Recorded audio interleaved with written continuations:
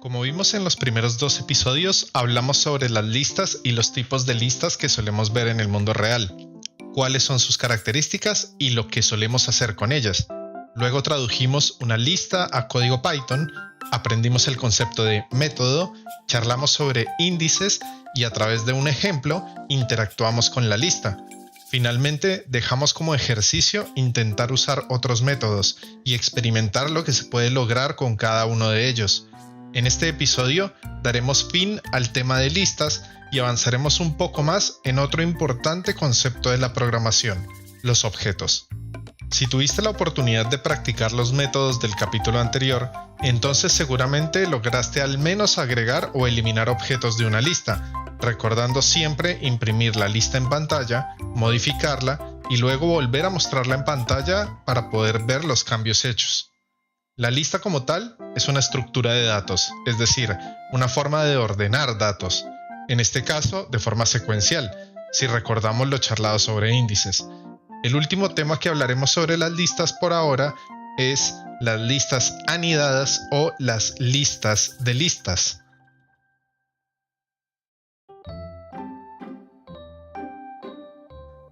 Algo anidado significa que está dentro de otra cosa.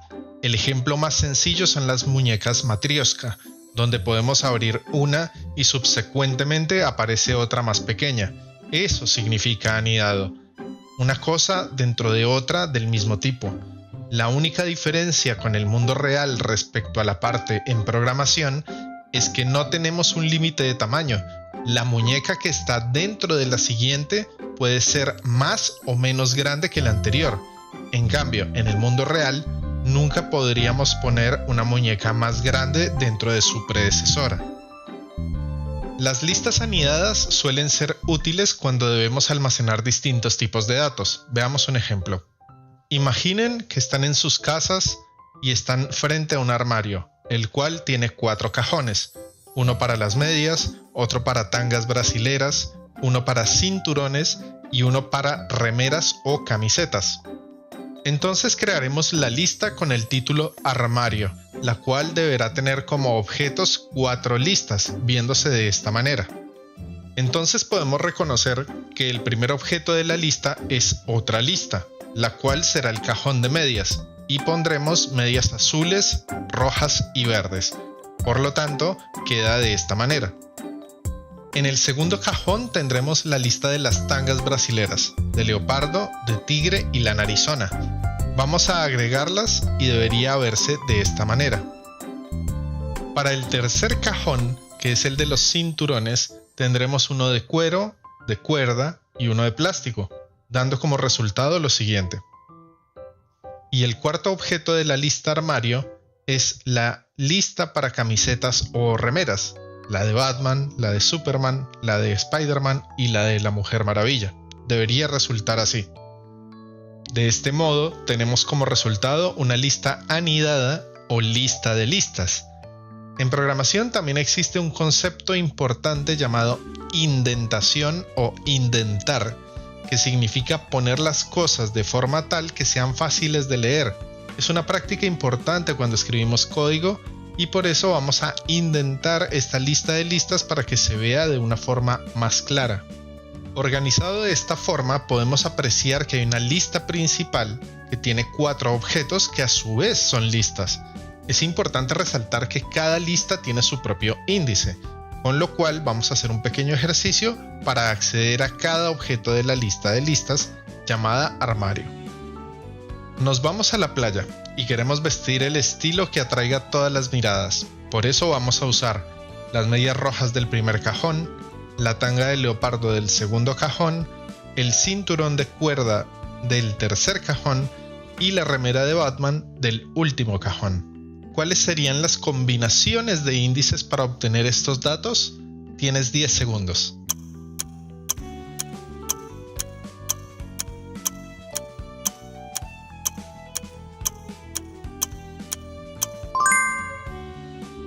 Muy bien, si no fuiste lo suficientemente rápido, no pasa nada, pero sabemos que cuando queremos un elemento de una lista, podemos elegir obtenerlo a través de su índice como hicimos en el video anterior.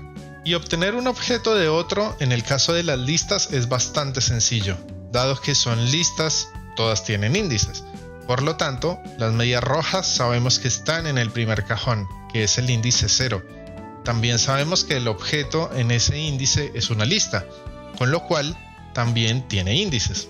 Y por lo tanto, las medias rojas son el segundo elemento, es decir, el índice 1, dando como resultado la primera combinación de índices 0 y 1, casi como si se tratara de un sistema de coordenadas. Imprimamos en pantalla utilizando el método print y accediendo a los índices de esta manera. Y está todo boom, todo legal. Ahora, las tangas van en el segundo cajón, índice 1, y la de leopardo es índice 0. Para el cinturón de cuerda tenemos la combinación 2 y 1, y finalmente para la remera de Batman 3 y 0. Imprimiendo todo el conjunto de ropa tenemos alto swag para salir a la playa y robar todas las miradas. También podemos indentar el método print para que se vea de forma más clara cada una de las cosas que estamos imprimiendo en pantalla. Y con esto cerramos el tema de listas. Ya contamos con las herramientas básicas para trabajar con ellas y además entendemos con claridad el concepto. Felicidades por llegar hasta aquí, cada paso te acerca un poco más para convertirte en programador. Tómate un tiempo para pensar en todo lo que has aprendido hasta ahora. Intenta recordar lo visto en temas anteriores por unos segundos y si te sobra tiempo, no te olvides de dar like y subscribe. Continuemos. Al haber superado esta etapa, ya estás listo para entrar en temas más duros que Maradona, por lo cual hablaremos de una palabra que ha estado presente en los videos. Esta palabra la conocemos desde siempre, tal vez sea una de las primeras que aprendemos y nos acompaña día a día. Esa palabra es objeto. Te voy a dar 5 segundos para pausar el video y con tus propias palabras abajo en la caja de comentarios o en algún lugar donde puedas escribe tu propia definición de qué es para ti un objeto. Intenta no buscar en Google, piensa en tu experiencia de vida y en tu día a día y da la definición más precisa de objeto.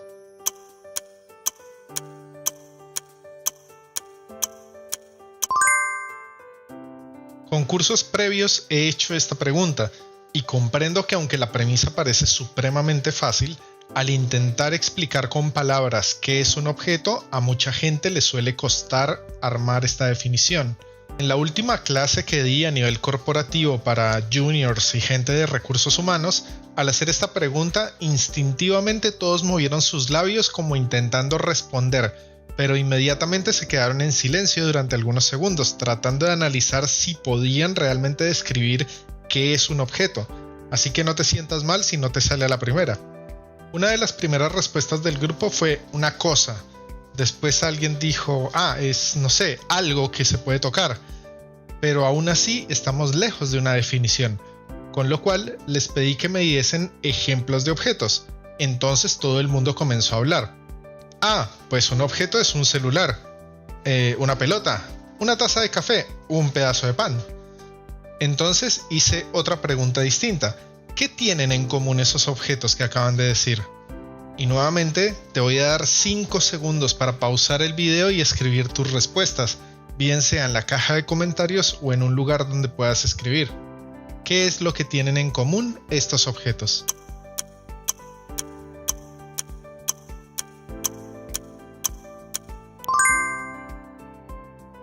Nuevamente mi audiencia se quedó en blanco. Además el curso era durante las últimas horas del día, donde todos ya se sentían un poco cansados. Pues tal vez ver lo que tienen en común 4 objetos totalmente diferentes puede ser un poco desafiante. Es aquí donde debemos usar el sombrero de programación y comenzar a ver las cosas que tienen en común. Sabemos de por sí que todos son objetos, pero de diferente tipo. Pero son objetos al fin y al cabo. Lo primero que tienen en común es que todos tienen usos y propiedades. El pedazo de pan se puede comer, pero tal vez el celular no. O la taza de café puede tener café u otro tipo de líquidos en su interior. También hay objetos que son totalmente diferentes, pero estos pueden llegar a tener las mismas propiedades o usos, incluso cuando no parece que pudiesen. Por ejemplo, hay gente que come vidrio para hacer trucos de magia. Entonces es probable que puedan comer tanto la taza de cerámica como el pedazo de pan. Básicamente, dependiendo del tipo de objeto y quién lo use, puede tener una finalidad u otra. Algunos objetos pueden usarse con otros propósitos distintos para el cual fueron diseñados. El celular puede utilizarse para detener una puerta, aunque no es eficiente ni práctico, pero técnicamente se puede. El pedazo de pan se podría usar como separador de hojas en un libro. Tampoco es muy práctico ni higiénico, pero se puede. Sin embargo, algo que no se podría hacer es usar la taza de café como una pelota de fútbol. Al primer golpe seguramente ya no hay taza para jugar.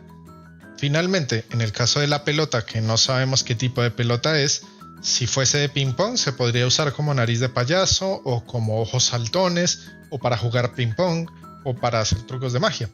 Otra de las cosas en común son que tienen propiedades. Es que están hechos de un material principal y algunos materiales secundarios. El celular puede tener vidrio y aluminio. La pelota puede tener plástico y pintura.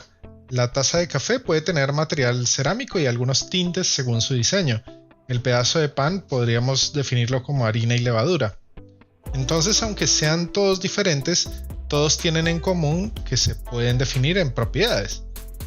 Otras propiedades más comunes son, por ejemplo, el peso.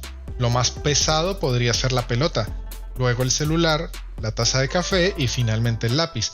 Aunque esto dependerá del tipo de pelota que sea, porque si es una pelota de ping pong, entonces será lo más liviano entre todos los objetos, pero en definitiva todos tienen peso. Otra propiedad en común es que todos tienen uno o varios colores.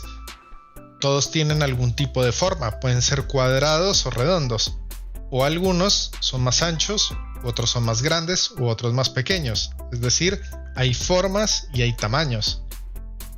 Una propiedad más es que los objetos pueden moverse o estar inanimados. Por ejemplo, si no estoy tomando café, la taza está quieta y está fría. Por otro lado, si estoy jugando fútbol, la pelota está en movimiento y si hay sol, probablemente esté caliente. Pero todavía no hemos dado la definición de objetos, solamente estamos explorando aquello que hemos escrito en nuestras propias definiciones o lo que sabemos por nuestra experiencia personal y no logramos pensar al momento de definir qué es un objeto. Ahora sí consultemos internet y veamos cómo se define qué es un objeto en programación. La primera la traemos desde Wikipedia y dice lo siguiente: en el paradigma de programación orientada a objetos, POO, donde POO significa programación orientada a objetos, en inglés es Object Oriented Programming, un objeto es un ente orientado a objetos que consta de un estado y de un comportamiento, que a su vez constan respectivamente de datos almacenados y de tareas realizables durante el tiempo de ejecución. Luego tenemos la del sitio Fundamentos de Programación, que dice lo siguiente: en programación orientada a objetos, un objeto es una entidad que representa un concepto o una entidad del mundo real. Un objeto tiene un estado, entre comillas atributos, y un comportamiento, entre comillas métodos, que lo definen. Y finalmente esta de la Escuela Británica de Artes Creativas y Tecnología. Los objetos en programación representan cosas del mundo real, así como conceptos abstractos con sus características y comportamientos específicos. Un objeto cuenta con su estructura interna que combina variables, funciones y estructuras de datos. Tal vez las definiciones no nos arrojen tanta claridad, pero debemos resaltar palabras clave como estado, comportamiento, cosas, conceptos abstractos, características y comportamientos. En programación, cuando mencionan conceptos abstractos, una persona o un perro son objetos, porque claramente en el mundo virtual no existen. Cuando se refieren a la palabra estado, el perro y la persona vistos como objetos tienen un estado. Puede ser que estén en movimiento o no. Pueden tener pelo o no tenerlo. Pueden ser machos o pueden ser hembras. Entonces, cuando preguntamos por un objeto, podemos preguntar por su estado. Con base en el ejemplo de hombre y perro, podríamos decir que el estado es casi como una pregunta y una respuesta sobre un objeto. ¿Tiene pelo? En el caso del hombre sí, en el caso del perro no. ¿Tiene nombre? Sí, se llama Juan. Sí, se llama Loki. ¿Tiene edad? Sí, tiene 25 años. Sí, tiene 16 años. ¿Está en movimiento? Sí, está en una maratón. No, está sentado en una silla. ¿Tiene cola? No. Sí. Y si miramos el caso de las listas, ¿tiene objetos la lista? Sí. ¿Cuántos objetos tiene la lista? 4 objetos. ¿Tiene índice 4 la lista? No, no tiene. Y eso es básicamente el estado. Averiguar cuál es el estado de un objeto en un momento determinado del tiempo. Por eso es importante resaltar que el estado es una pregunta al objeto en un momento determinado del tiempo, porque eventualmente ese objeto puede cambiar de estado. En el caso del hombre, si está calvo, le puede crecer el pelo en el futuro, o en el caso del perro, si no tiene pelo, le puede crecer en el futuro, y en el caso de ambos, si pasa 1 o 2 años, la edad va a cambiar también. Ahora bien, la otra palabra clave es comportamiento, que habla sobre lo que ya conocemos como métodos. En definitiva, son acciones que puede realizar el objeto. ¿Puedo hacerlo saltar? Sí, muy alto. No, no puedo hacerlo saltar. ¿Puedo hacerlo correr? Sí, muy rápido. Sí, pero lento. ¿Puedo hacerlo comer? Sí, pero solo comida vegana. Sí, pero solo croquetas recetadas. Y en el caso de las listas, ¿el objeto list puede agregar elementos? Sí, sí puede, con el método append. ¿El objeto list puede eliminar elementos? Sí, con el método remove. ¿El objeto list puede insertar objetos en un índice específico? Sí, con el método insert.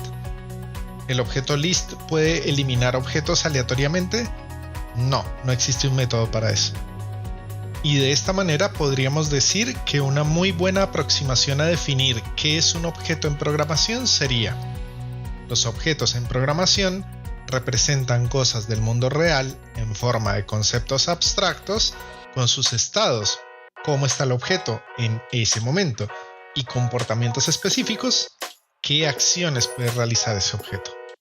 Y es que es importante entender que para Python todos son objetos de un tipo específico, con propiedades y con acciones específicas. Y además, algo que veremos más adelante es cómo crear nuestros propios objetos, con las propiedades y acciones que deseemos. Los objetos personalizados son muy útiles. Por ejemplo, si deseamos crear una licuadora gigante que pueda triturar camiones. Hay objetos que son nativos para los lenguajes de programación. Es decir, ya vienen incluidos en el lenguaje de programación, como las listas, los diccionarios, las cadenas de texto, las clases, las tuplas, entre otros. Seguramente veremos algunos de ellos durante el transcurso de esta serie de videos. Finalmente, si lograron llegar hasta este punto, ya están poniendo un escalón más arriba con un concepto tan complejo como los objetos. Si tienen dudas, está la caja de comentarios aquí abajo, y si les gustó el video, siempre pueden dejar un like o un subscribe. Gracias y nos vemos en el próximo. Chao, chao.